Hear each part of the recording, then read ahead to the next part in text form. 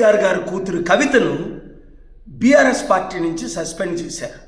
తనైతే బీసీల కొరకు పోరాడతానంటారు. నిజంగా కవిత, నువ్వు బీసీల కొరకు పోరాడాలి అంటే బీసీల ఏకైక పార్టీ ఇప్పుడు ఉన్నది ప్రజాశాంతి పార్టీ మాత్రమే. రా, ప్రజాశాంతి పార్టీలో చేయి కలుపు.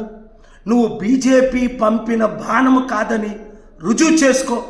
బీజేపీ రామచంద్రరావు గారు ఆర్ఎస్ఎస్ బ్రాహ్మణుల పార్టీ అంటున్నారు.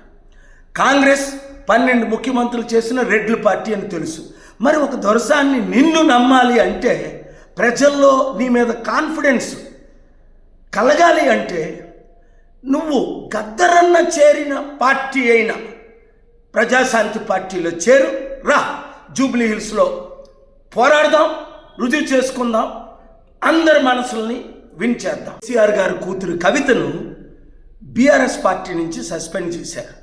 తనైతే బీసీల కొరకు పోరాడతానంటారు. నిజంగా కవిత, నువ్వు బీసీల కొరకు పోరాడాలి అంటే బీసీల ఏకైక పార్టీ ఇప్పుడు ఉన్నది ప్రజాశాంతి పార్టీ మాత్రమే. రా, ప్రజాశాంతి పార్టీలో చేయి కలుపు. నువ్వు బీజేపీ పంపిన బాణము కాదని రుజువు చేసుకో. బీజేపీ రామచంద్రరావు గారు ఆర్ఎస్ఎస్ బ్రాహ్మణుల పార్టీ అంటున్నారు. కాంగ్రెస్ 12 ముఖ్యమంత్రులు చేసిన రెడ్ల పార్టీ అని తెలుసు.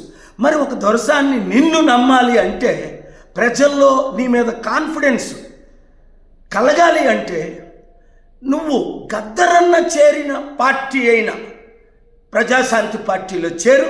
రా, జూబ్లీ హిల్స్లో పోరాడదాం, రుజువు చేసుకుందాం, అందరి మనసుల్ని విన్ చేద్దాం.